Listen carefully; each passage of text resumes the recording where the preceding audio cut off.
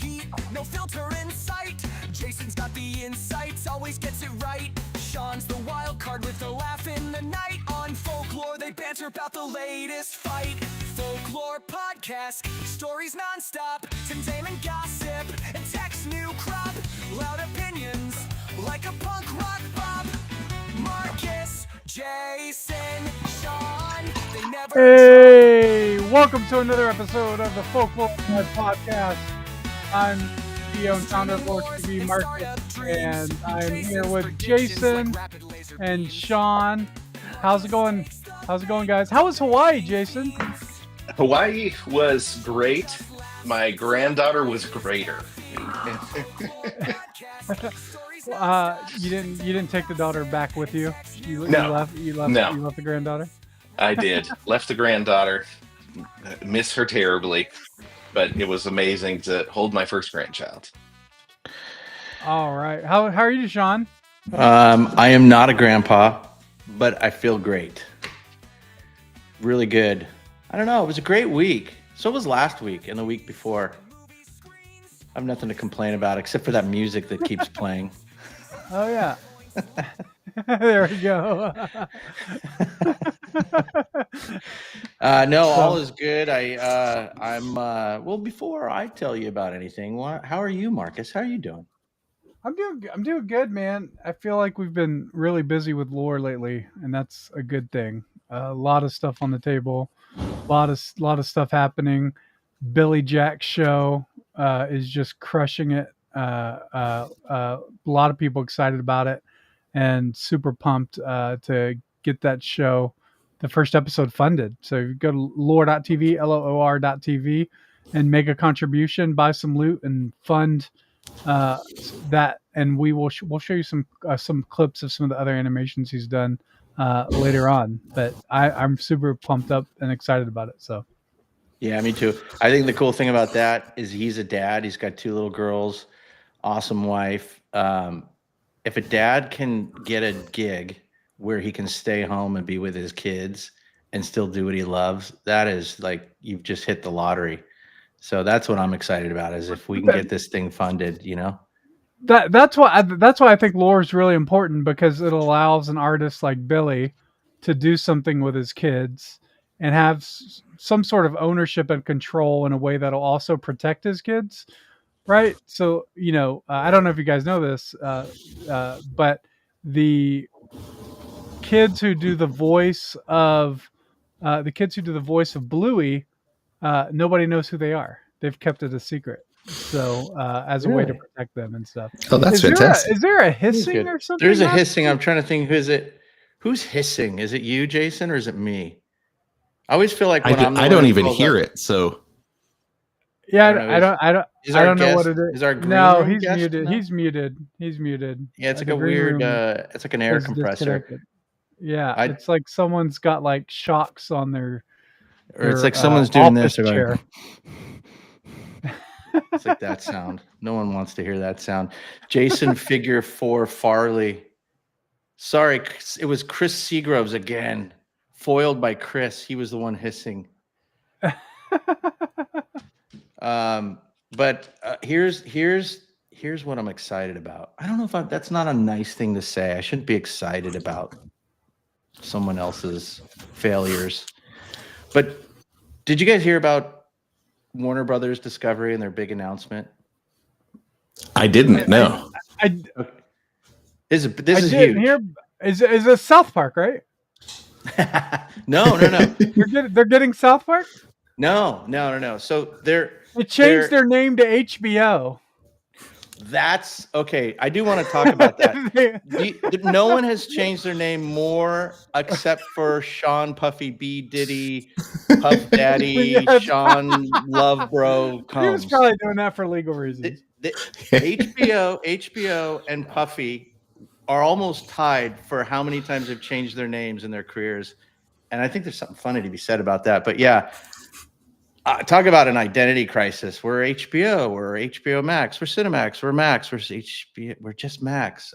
Anyways, but that's not the story. The story is Warner Brothers Discovery Well, what's great about this is they're spinning this like, oh, this is this great news. We're just deleveraging and whatever. They use all their corporate language. They're splitting into two parts: the streaming and studios, and then all the CNNs and all the things that are dying are going into a thing called global networks. Two separate CEOs. They're doing it in a way where they don't get a tax hit. Dirty little secret: they've got $33 billion in debt. And they're just doing another 17.5 billion in they have a fun spin word for it, but it's basically bridge financing. So they're in a world of hurt. But I sat on their investor call this morning, and it is just, if you ever want to hear how you can just take terrible news and just put a real big spin on it, this was the most. Investor call public, because it'd be really fun to like. It's really fun, yeah. Yeah, it's not public per se, but I figured a workaround and got into it. And the funniest thing about the investor call, anyone who wants to do it, the moderator, does anyone watch Family Guy? And they have the Japanese news lady says, "I'm standing here in front of the whatever." Yeah. The lady who does the investor call, it has to be the same person. She has the exact same voice as the newscaster on Family Guy. So that's a fun note for anyone who likes Family Guy and you want to hear this person in real life on an investor call. But they spin this thing so much. But basically, if you want to decode that 1 hour investor call, it was like, cable is dying, CNN is going to go away, no one's ever going to watch cable, and these things are going to die. So we had to split the company, but we're going to make you think it's a real good piece of news. And the reason I tell you all that is that this is the canary in a coal mine about the future of cable and the business and where it's going. So if you're a nerd like me and you want to know more, listen to the investor call. Because it's dying. Yeah, there's a lot of streaming news. We don't have time to report everything, but also I will say that Disney is taking the remaining 33% ownership away from Comcast. Is it? They're the last shares, and so that deal will finalize, and Disney will have complete ownership of Hulu. That was the other big streaming news today. Yeah. But I am hearing some music. Oh, wait a minute. Do I hear a good? Ladies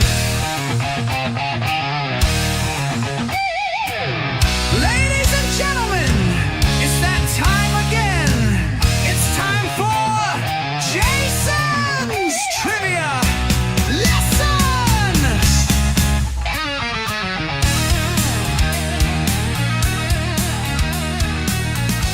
Is that Steve Stevens on guitar? I don't know, but that is now my alarm in the morning. That's how I wake up. So Is it really? Is it? It probably is. Huh? No, I got to download it though, so that I can make it. That's good. Okay. Awesome. What do you All got? right, I got a good one this week. So as we all know, in December of 1991, the USSR officially dissolved. But a few months before that, some months before that, the Leningrad CTV, which stood for Communist Television, state-controlled media, was freed from communist control for a handful of months before the USSR fell. And there was one 2-episode special that was produced during that time based on a previously illegal book. It aired a single time over the course of 2 evenings before communism collapsed and Leningrad TV was dissolved forever, became St. Petersburg TV.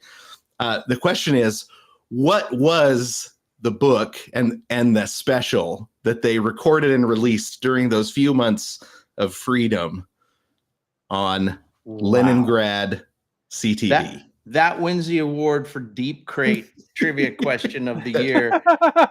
You know, I've learned now after several weeks of doing this show. This would be $1 million question on Who Wants to Be a Millionaire. Like, this is the $1 million question. That's $1 million question.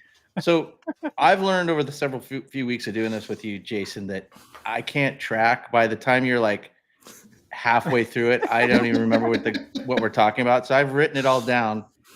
I want to take a crack. I think I have the answer. All right, I'm ready.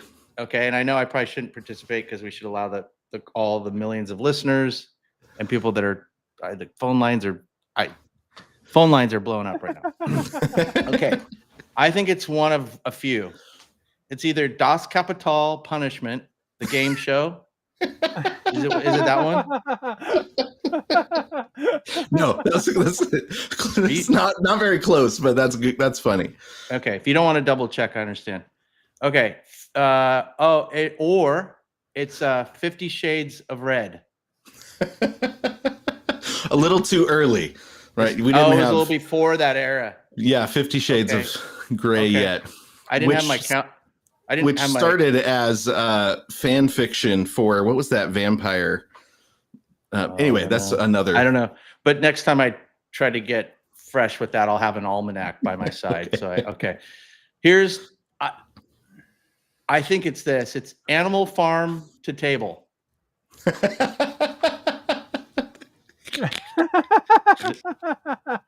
Is it that? That's it. We need but we need to make that show.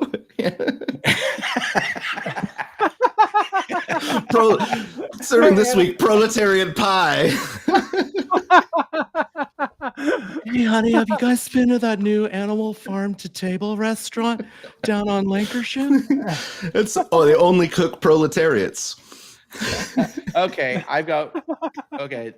then it's for, well, it's probably this is the answer. Tinker, Tailor, Soldier, Spy, Babushka. No? Close. Yeah, that one's the closest so far. Here's some ASMR for you. I know you kids love that. That was good. When the Berlin Wall came down, my dad actually came and got me out of bed. It was 10:30 at night and sat me down in front of the TV. And I said, it's the only time I saw my dad cry was watching the Berlin Wall come down. And he just said, I never believed that this would happen. I thought we would have the Cold War forever. He just was rejoicing at the end of the Cold War, my dad, he said, you're going to want to remember this moment. So he sat me down on the TV. Would have been about 12, 10. And it's a great memory. What's cool about that is your dad and I have a lot in common because I cried when Berlin, the band, broke up. Yeah, so I can see the deep brotherhood. I'll just start calling you Dad from now on. My dad let me. My dad let me stay up late to watch the last Johnny Carson episode, and I fell asleep. So that didn't even make it. How dare you? But I remember where I was and where I fell asleep on the floor. The funnier part about that story is the premiere episode with Jay Leno. You also fell asleep. Oh yeah. Sorry, Jay. I hope you laughed too. It was a joke. I was there for the premiere of Conan on the Tonight Show, though. Oh, that's cool. Yeah. Well, I wasn't there, but yeah. But I did go see a live taping of Conan at TBS, though. That was fun. So, speaking of television, why don't you introduce our guests? Well, you have a long relationship with them, and I'm gonna introduce our guest, but I was gonna introduce. I don't know if you heard of this girl, Taylor Swift. So. Yeah, we're gonna introduce. We decided that whenever we talk about stuff that's just outside of our league, we rope in the big guns, the big experts. And so today we're gonna talk a little bit about Taylor Swift and that epic deal that she just did, where she bought her own stuff back, which is funny. I'm gonna just segue into something that's a non sequitur semi. But I had this record collection that I really liked, and I was like, I just get sick of moving and carrying this thing around everywhere, and I sold it. And then I went 5 years later to try to re-find it at the guy who bought it and buy it back. So I can kind of totally relate to Taylor, but that's not why we're here today. We're going to talk about this deal, but we're going to bring on our resident legal expert. He is a superstar. He has started TV networks. He's started record labels. He has signed big bands. Maybe we can ask him which bands he signed, but he's been in the business for the last probably 30 plus years. Let's give a warm welcome to our resident music, media, all things entertainment expert, legal analyst, Pierre Voudrag. Wow. How are you? Serious TV magic right there. yeah. So, Sean, I had a question for you. When you went to buy back those records, was that pre or post menopause? It was perimenopause. I did have an ice pack on my head, so I think it was right in the middle of it. I sold all my CDs, and I think I was in a coma for about a month afterwards. Of course, I had to go buy them back. Yeah. My wife's not happy with it. What I love about Pierre's, because I've been to that place, is you're like, well, you got a lot of DVDs and box sets and Criterion Collection, and then you just slide them, and there's a whole nother level, and then there's another layer behind that, and it just goes back to like all the way to Pasadena, I think, when you keep opening those shelves. It's amazing. So you have the most awesome collection. So should we get into the meaty bits? We should. Pierre, we want to talk about Taylor Swift, but before we get into that, there's some breaking news today that happened with Disney suing Midjourney basically for copyright infringement for basically being able to duplicate Disney characters and stuff like that via prompt. And so Disney is saying basically AI used our IP to learn on, and then from that, it was able to basically create endless amounts of Disney IP and distribute it out as much as people want. And Disney's not happy about that, of course. And so I guess, like, are you familiar with the case, or like what's your initial thoughts on it? Or Well, I'm familiar as much as everybody else is, having just read this article. By the way, it's Disney and Universal Studios are suing them. Class action. Does that count? Does that count as class action? I have no idea. No, you need a bigger class than two. But what's interesting about it,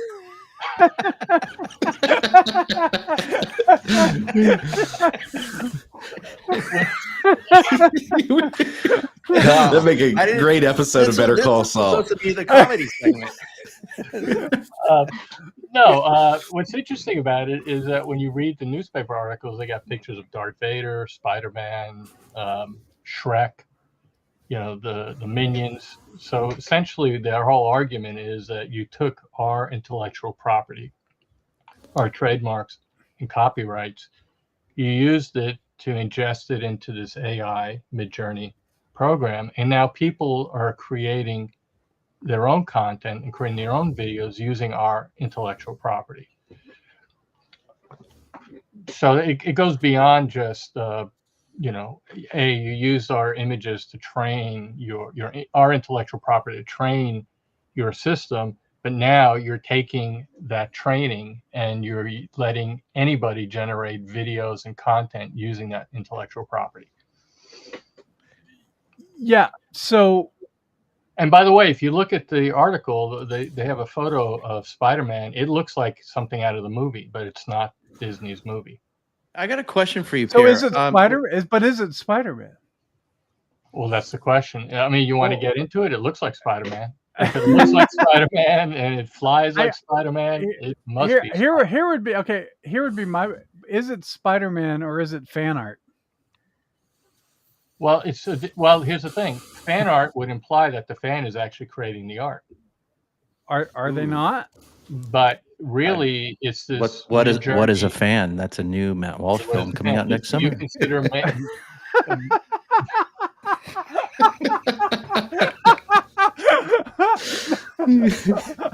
I'll be there for that one.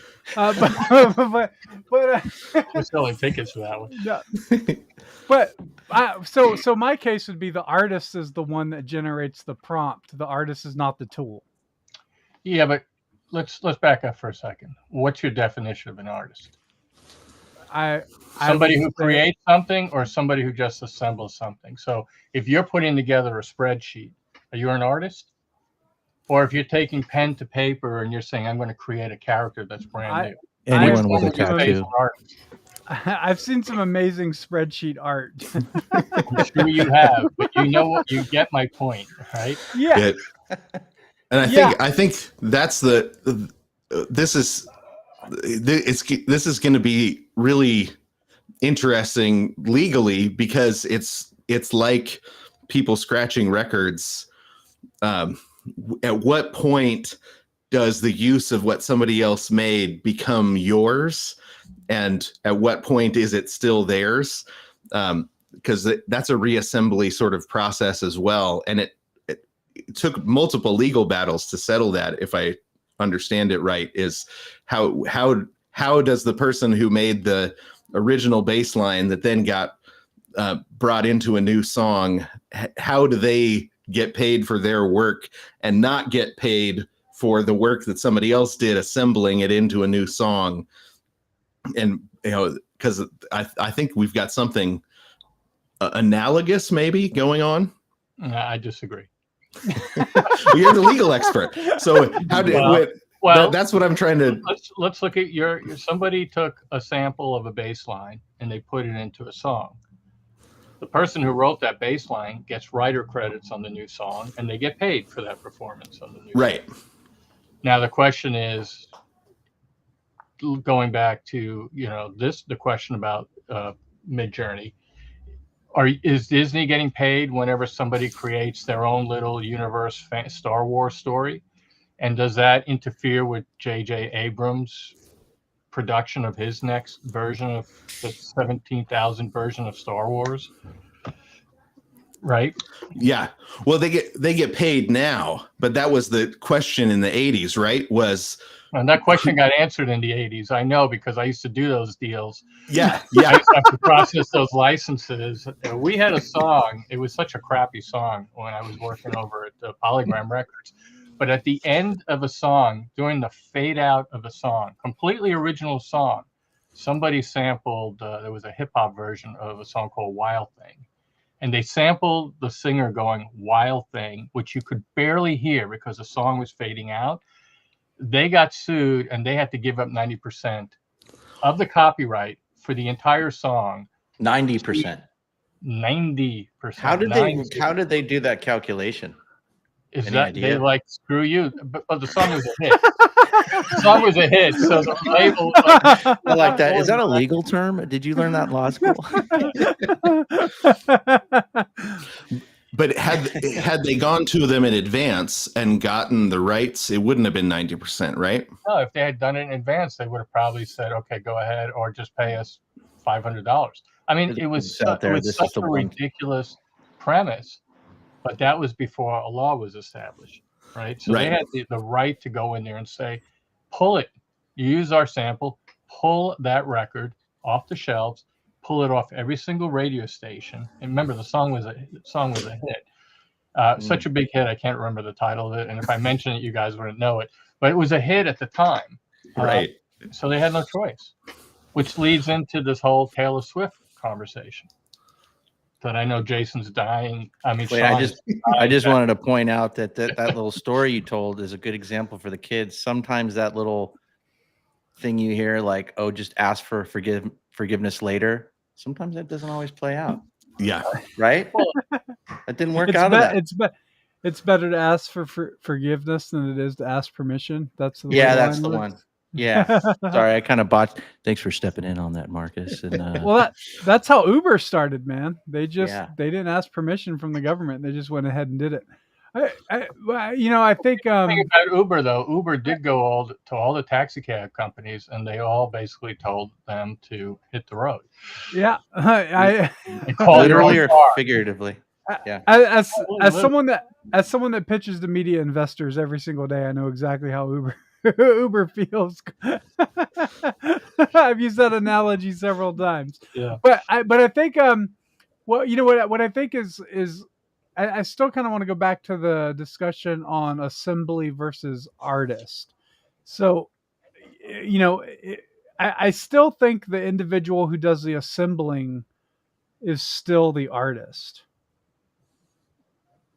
So, and like an example, if I made, for example, let's say I made a really complex Excel spreadsheet that did calculations and stuff as you said, and so I assembled this spreadsheet in such a way that it worked for me. And then I wanted to sell that template as a digital download.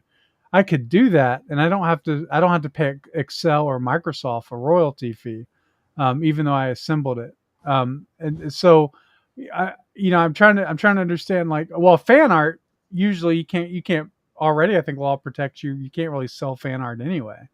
Right. Why? Yeah, why? Because it's because it's using someone else's IP. Well, But the creation of the fan art. Like, what is about not- Warhol? What happened in the case of Warhol with what he was doing? Yeah, but see, what Jason's bringing up is a very interesting question, and I don't want to get too in the weeds because I know that I could get really nerdy on this. But when you start describing art, right? Art is many different things. So if I were to take a canvas and paint Darth Vader and decide I'm going to go out and put it in a gallery and sell Did you it, say that in a Brooklyn accent just now? I did it on purpose. Did you say Yeah. Darth Vader? Hey, Yeah, Darth Vader. Darth I was Vader. imitating Donald What's up Trump with when he them? says Tesla. I was No, like, but, I think but you just right, said Darth Vader. if I take a painting of Darth Vader, is that better? And I go in a gallery and I sell it, can Disney or Lucas or whoever come in there and say, hey, you can't sell that because that's our IP? And the issue really comes down, well, that's my expression and creation or representation of your IP. It's my interpretation of it. Yeah. Consider What if you create the painting of Darth Vader, but you call it the banana? That's And fine. you say, or you call it, this is not Darth Vader. What's it like? This is not a pipe. Like, this is not a pipe. But so I think a lot of that postmodern, I reject postmodern art, but You reject postmodern art. I do. You mean But- you don't like it? Absolutely. Yeah. But I think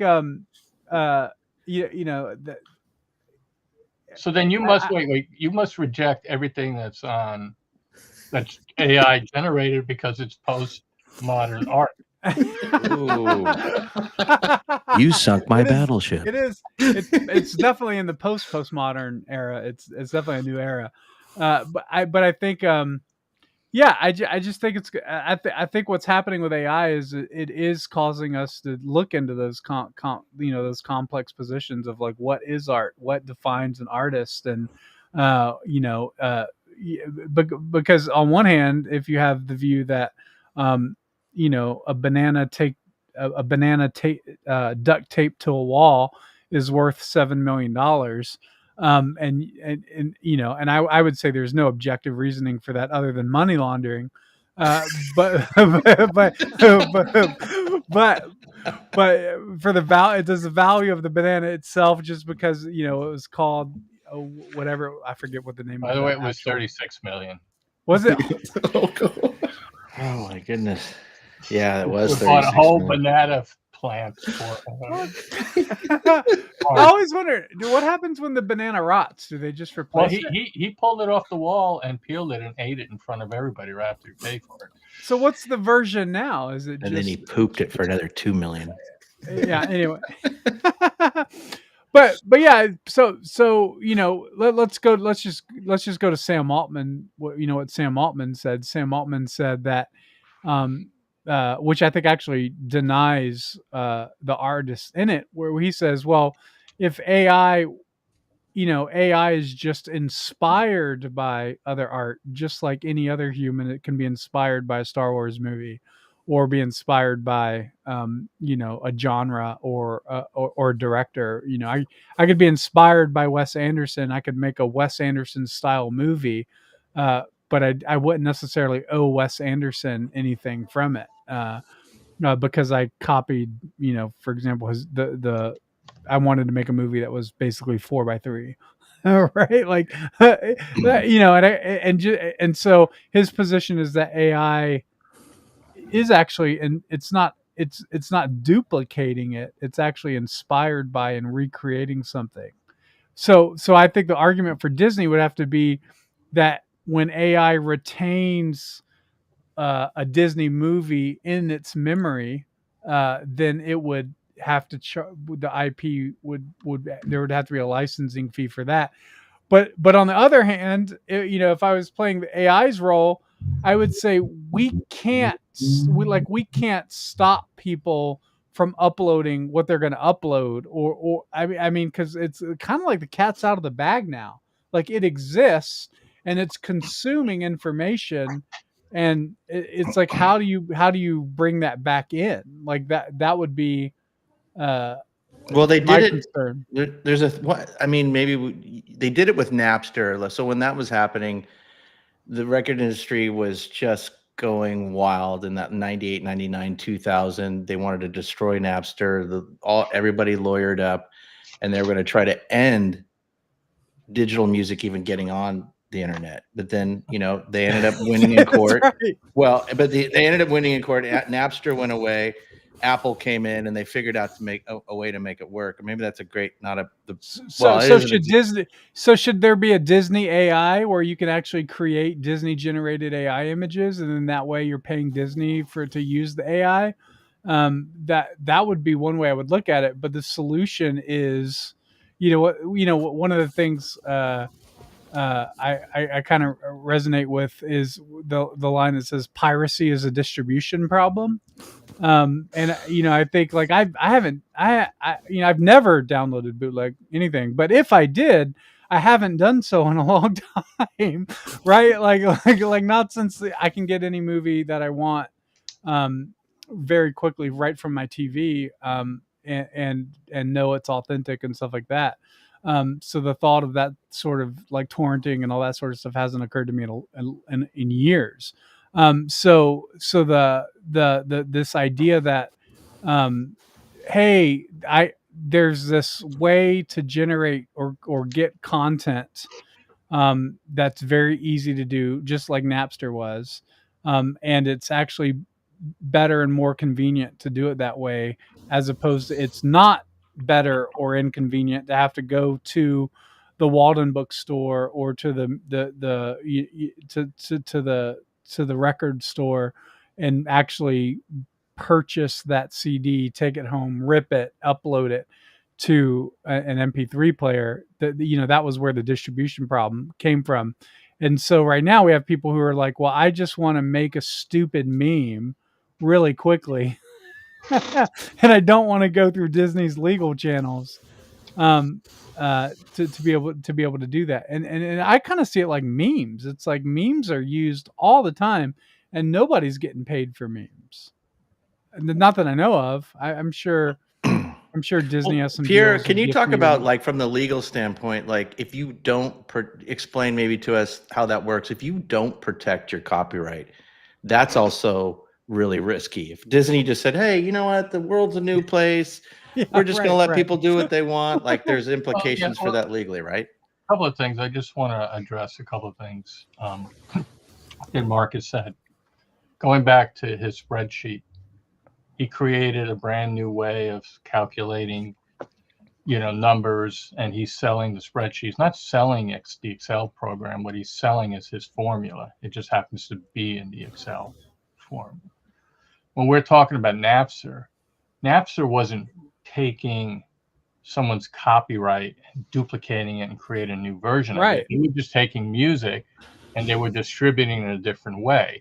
And we could go down a rabbit hole and talk about the letter that was sent where the record companies basically rolled over to the record stores and basically killed all their chances to sell digital music. That's a whole other podcast. I would love to hear that on a different podcast. Yeah. But to your point, Sean, like, back in the 80s when copy machines became a thing, right? Because before that you had to get Mimeo sheets and they had to go through a printer. You had these copy machines. People would say, go make a Xerox of it. Go make a Xerox of it. And Xerox spent a lot of money fighting everybody, saying, It's not a Xerox, it's a copy. Xerox is a brand. Yeah. Like, Don't did you use a guys proper know noun. that toothpaste was not originally called toothpaste? It was literally a brand name. And the It's like brand, Band-Aid, right? Like Band-Aid. Xerox, yeah, it became Kleenex, so, toothpaste, yeah, it became rollerblade. so synonymous with it that they lost their trademark. So Disney has to protect its trademark and its copyrights, and that's what it's doing. Because at the end of the day, what is a studio? It's the IP that they own. What's a content creator, right? Imagine somebody like Salvador Dali. I don't know if he's post or modern art, right? Those are his copyrighted works. Andy Warhol, a whole different story, argument about that. But anybody who creates original work, they have to protect it or they lose it. So I think the argument that, oh, it's technology and the technology is an artist, no, because if you take, let's just say you took Andy Warhol, how would he approach Spider-Man versus Todd McFarlane? Right. They take their own individuality and they put it into it. Like if going back to my example, if I painted Darth Vader, I would paint it in my own style. What AI is doing is literally recreating it to a T. And there's no individuality in that. There's no artistic sense in that. It's just we're copying it, we're duplicating it. It's a difference between taking a sample of a song and recreating a whole different song using that sample, as opposed to just re-recording the song. But you're re-recording the song and you're saying, hey, I wrote this because I'm playing on it. So in a real sense, it's Disney's job to in order to protect all its employees and everything, to protect the IP. So they have to do something. If they don't, they've forfeited it.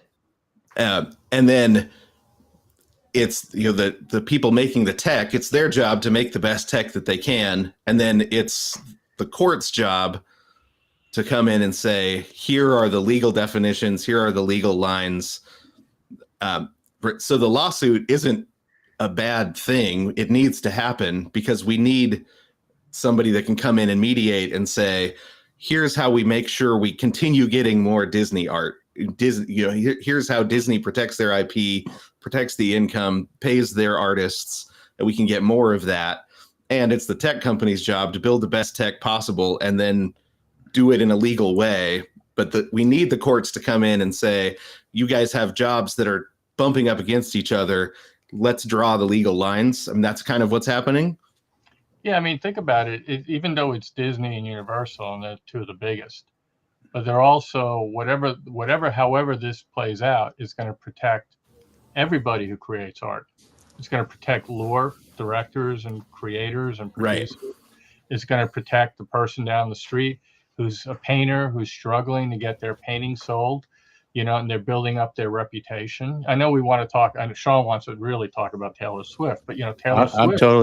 I'm totally okay not talking about Taylor, by the way. No, but it's an interesting thing because she, as big as she is, we just think about her as the biggest star in the world, right? A billionaire. She started out just like every other independent, playing in little clubs and in talent contests, and eventually she got to the point where she is now. But imagine she couldn't protect her work. Somebody else would come out and recreate her work and put it out as if it was her. Where would her career be? Well, and where not would just any her man's career be? It'd be right where mine is right now. Yeah. The Emmys behind you, Sean. You're doing okay. But it also protects behind me. You got Emmys. Come on. But it also protects everybody that Taylor Swift hires for her tours. It protects, because a lot of people are making money helping Taylor Swift. She can keep paying them if she protects her IP and continues making money, right? There's a whole Taylor Swift economy behind her that is people getting paid too. So, but I still don't quite understand. Like, could you explain exactly what it is she bought back? That's an interesting question. So the story goes, I'm not a huge Taylor Swift fan. I'm not a Swiftie, but Wait, you are a Mickey Mouse though fan, aren't you? Aren't you wearing a Mickey Mouse T-shirt? Yeah. Look at that! Look at that! Steamboat Willie in the public domain. Yeah. Or you can come watch it on Lore because it's on Lore. I know. I have. It is on Lore. But what? So just to break it down in a nutshell, not to get too into the weeds, she was signed to a record label. She had a record deal. The record label sold. The company sold to another company, and she was pissed off that she didn't have the opportunities to buy back her masters. Probably one of the reasons why the company sold overall was because they owned her masters. That's a whole other discussion. But her position was, I should own my music. Okay. We can get into the weeds as to the inequities between a traditional record contract and how they screw the artist and how that whole recoupment thing goes about. But she decided, I'm just going to re-record my records that are under that deal, and I'm going to release them as the new version. And by the way, she got a nice, sweet deal from Universal Music to do that. Can you just at a kind of third grade level just explain the economics of a song, Sure. the publishing, and like let's just say something. Let's say in the old days, if a record was $10, what does everybody get in this model? What does everybody get in her model, kind of thing? So the one thing, the dumbed down school version of it, there's two things. You write a song and you record a song. Just because you write a song doesn't mean you're going to be the recording artist and vice versa. Paul McCartney wrote the song Yesterday, and I believe at one point there were 6,000 re-recordings of that song, everything from Frank Sinatra, Elvis Presley, to everybody in between. But if you get a record deal, let's say Taylor Swift, again, I don't know the mechanics of her deal. I don't know what her deal was. And let's go back to the old school record, right? She got a 15-point record, a deal, which means she gets 15% of the list price of a record. So let's say the record is sold for $10. That's the list price. She gets $1.50. Right. So every time a record sells, she makes $1.50. What happens is, let's say you're Taylor Swift and you get a recording contract that says you're going to recoup all the money that we lend you, and you're going to recoup it against royalties. We're going to recoup that money to pay ourselves back, the record company back. So let's say they give her $1 million to record an album. How many albums does she have to sell in order to start to say, I've recouped that $1 million? So you probably think, oh, she has to sell 1 million records, right? Or 750,000 records, or whatever the number is, because she makes $1.50 a record. But that's not how it works. She gets 15% of the gross of the record sales. So she recoups at 15%. So in order for her to recoup that money, she has to sell almost 12, 13 million records to get paid on the recoupment value of what she was paid to record the record. I think that was the 5th grade version. Okay, it might be, but who's smarter than a 5th grader, right? But you understand, right? You understand how that works. Yes. So nobody. Can you explain the masters though about the difference? Like, one thing, like on Spotify, you'll hear a lot of bands now from the 80s that had big hits. They're re-recording their songs. So now you're hearing like the worst version of like "Stuck in the Middle" is a good example of the song from the 70s. And I used to hear the classic one that I'd hear on classic radio, and now I hear the one that Larry, whoever's still left in the band, just recorded a year ago, and it's just not the same. But why did Larry do that? Can you explain that? Like, because Larry never recouped. He still owes the record company money from back in the 1970s. So what Larry does, because every old record contract says when you're you record an album, you can't re-record it for 7 years. So since Larry recorded "Stuck in the Middle," or whoever, Steelers Wheel, Steelers Wheel. I don't know who's in the band. I think it's their only big hit. Hopefully, a guy named Larry. It's going to make my bit not work. Yeah. But what happens now, they go into the studio, they record it, they own the masters, they can license it. You know, when I was over at Tennis Channel, we were doing the Australian Open. So we wanted to use a Men at Work song, Down Under, you know, very clever. That was so clever. Who thought of No, that? I mean, that was like genius. I was like, can't you guys come up with a better song? But they had to go to the songwriter because he was the writer of the song. So they had to get permission from the writer as Colin well as Hay, the in record case company. you want to know. Colin Hay. Yeah. And Colin Hay came back and said, well, why don't you use my version instead of the version that everybody likes? And it was the same thing. It was terrible. And we said, no, we'll go with the original. And he almost didn't want to give us the rights to it. But eventually he realized he was making money. He was getting a check as a writer. But that's why, because you don't really make money as from your record sales. Love 40 pure. Love 40 pure. Did that answer your question? No, yeah, it kind of did. So going back to the Taylor thing, my big question is, was this just more of an ego vanity play? Like, oh, I'm going to show Scooter Braun and all the people that wronged me, and I'm going to get my catalog back. Or is she really going to make that? The rumor has it, it's 360 million. No one really knows, but that's what the rumor is.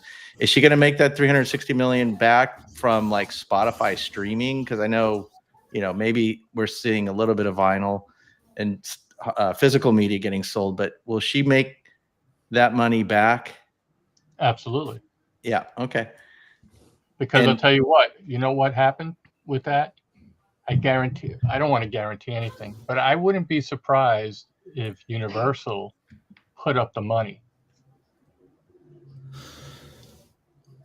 or advanced her the money. And then she's a billionaire, so what's $360 million? But yeah, she, you know, if you read the article that came out today, she's now talking about, well, maybe I won't re-record the 2 albums that I didn't re-record, and maybe both records could live together in the same universe if my fans want it. Yeah, that's her position. Yeah. She's not an emotional, you know, she plays the emotional card, but she's a very smart business person. She's a very smart business person. It's been impressive to watch her navigate the business aspects. Yeah. Yeah. But you always wonder, though, is it really her? Is it the team behind her? And it's like, she's just so smart. She's just such a smart young lady. Well, a smart person listens to her smart team. So that's exactly no, you're right. Yeah. You're right. Thank you, Jason, for checking. We used to have this argument about bands in the 80s, right? All these bands, you know, if you're a successful band, success usually means 3 years and then you go away, right? Everybody was talking about how Guns N' Roses are so smart because they use all the smart people around them. But then what did they do? Axl Rose fires everybody and takes 15 years to record a new record. And then started dressing like a lady. Well, he looks like a drag queen is what he looks like. That's... Dude looks like a lady was about him, right? Well, prophetically, yeah. By the way, just for the record, that's my least favorite song ever. Is that song? Just in case anyone wanted to know. Yeah, I just can't stand that song. It's the worst song ever. How do you feel about the Disco Duck? Which one? Disco Duck? Yeah, Rick Dees. I don't know. It's like that's a deep cut. That's a deep cut. It's right there with "We Built This City on Rock and Roll." That's another one I can't do. Or "Aha," "Take on Me." That's a downer. I don't get me started on songs I don't like. But I've tried to raise my kids in an Aerosmith free zone. Aerosmith free. Did you hear that? That's why Jason has such great kids, because he's raised them in an Aerosmith free zone. Yeah, that's the secret to parenthood. I've tried. It's hard. That's why your kids are so great. It's pure prejudice, but I just don't like Aerosmith. I know they're good at what they do and all that. It's pure prejudice. I don't have any good reason. They were really good at what they did. I don't know what they're doing now. But. Yeah. He's having a little meltdown, but that's what happens when you've been Botoxing for 47 years. I think that's around. It's true.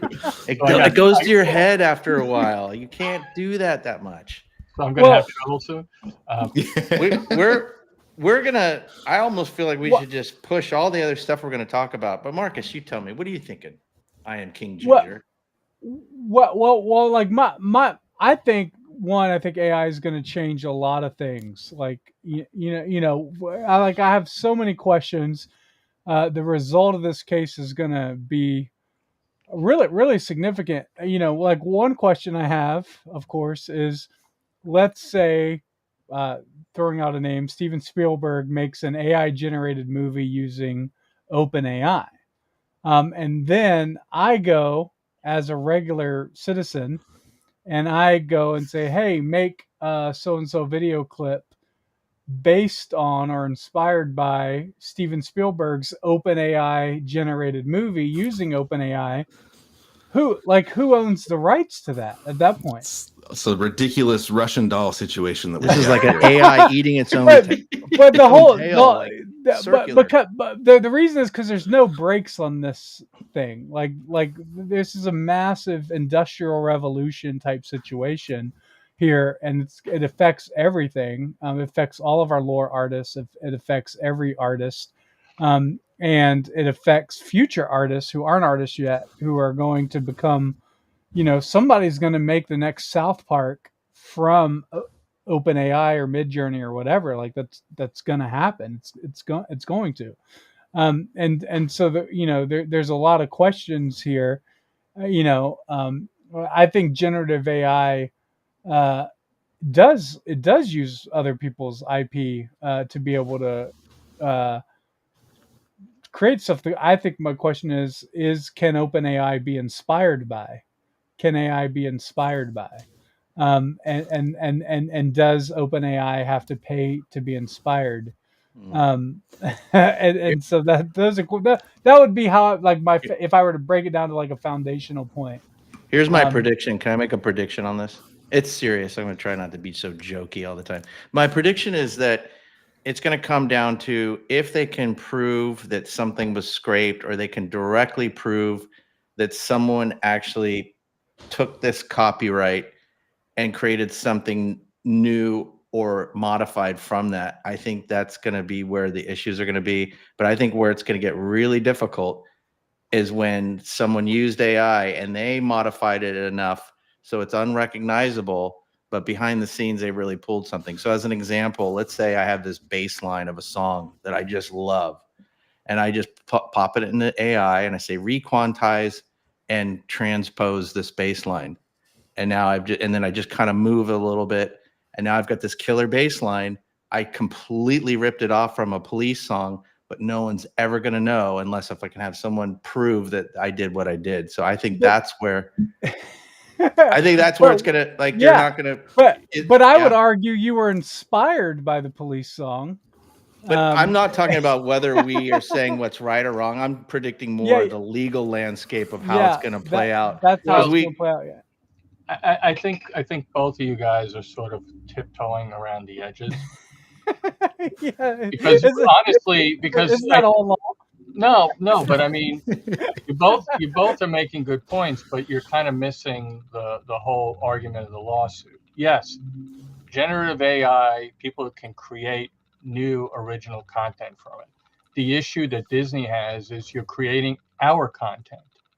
When I look at the pictures that's in this New York Times article, I look at these photos, I thought it was from the movies, the copyrighted movies put out by Universal and Disney. But what I'm seeing is somebody said, create Spider-Man, and it looks like Spider-Man.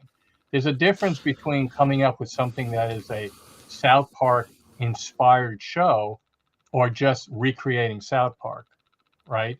Yes, AI, just like any other tool, just like digital recording, is a tool that you can use. It comes down to the creativity.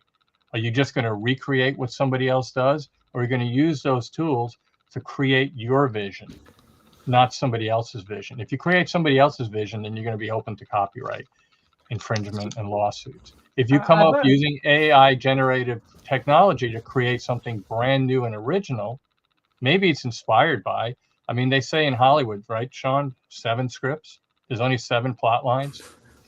That's what all the movies are, 7 different plot lines, right? And Jason Figure 4 wrote 6 of them, just so everybody knows. I'd be interested to see if Disney ever sued DeviantArt, which is a fan art website. But because I think there might be some parallels in that case, but I don't know if they ever did. I can't find anything on Google. I was just looking for it. But we got a lot more stuff to talk about. We gotta Jason's gotta give the trivia lesson answer. We gotta get Pierre's gonna do a little plug, and then we got the house band doing an outro. So we gotta wrap it. And then Pierre, I think we should part two this next week. What are you plugging? Well, I'm plugging a Marilyn Monroe experience that we're launching next year for her 100th birthday, and we're trying to raise money for it. So we have a Kickstarter. She's turning 100? I thought she died. She looks pretty good. Eternally beautiful. But yeah, so we're plugging that. And if you can go to our Kickstarter campaign, look for Marilyn Monroe, the immersive experience. We have 9 days left to reach our goal. So please go to it, Kickstarter.com, Marilyn Monroe experience.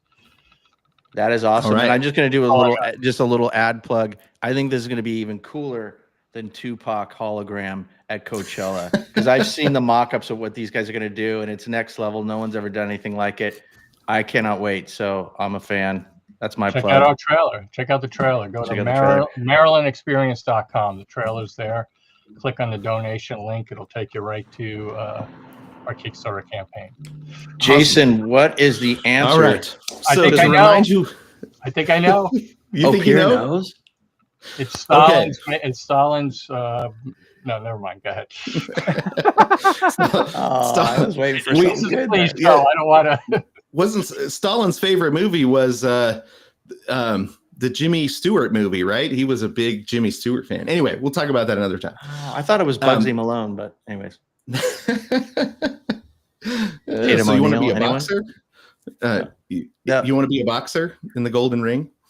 I know Bugsy Malone. Okay, December of 1991, the USSR officially dissolved, but a few months before that, Leningrad CTV was given the freedom to do what it wanted because the Communist Party was falling apart and nobody was looking. And they produced one 2-episode special that was then based on a previously illegal book.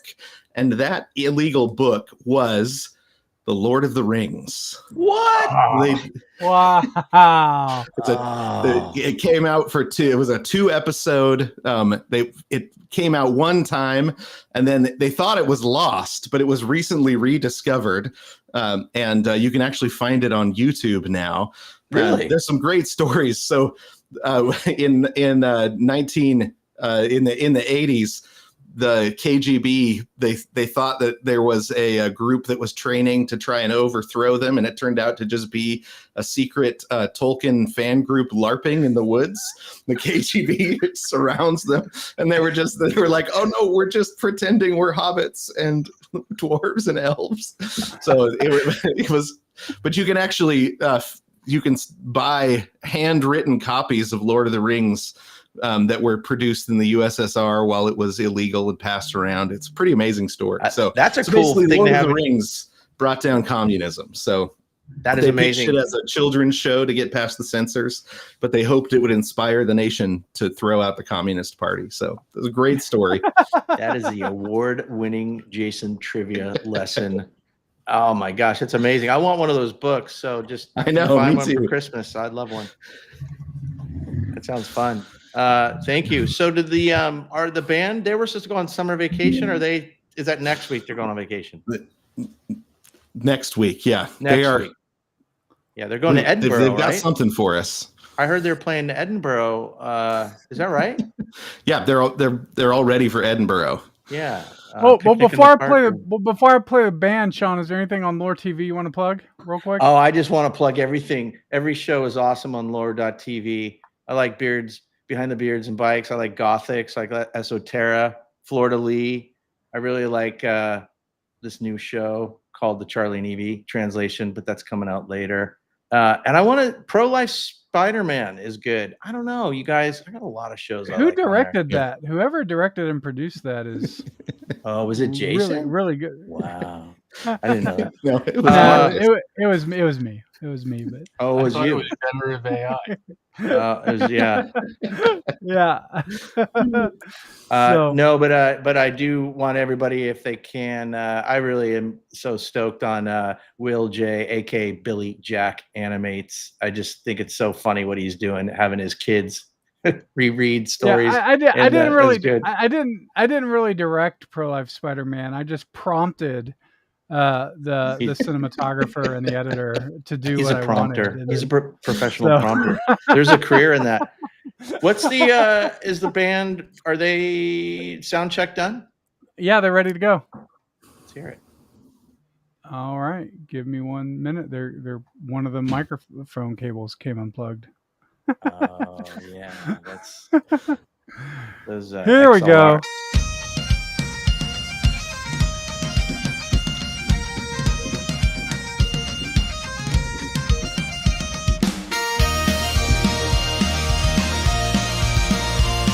Yeah. Is there lyrics in this one?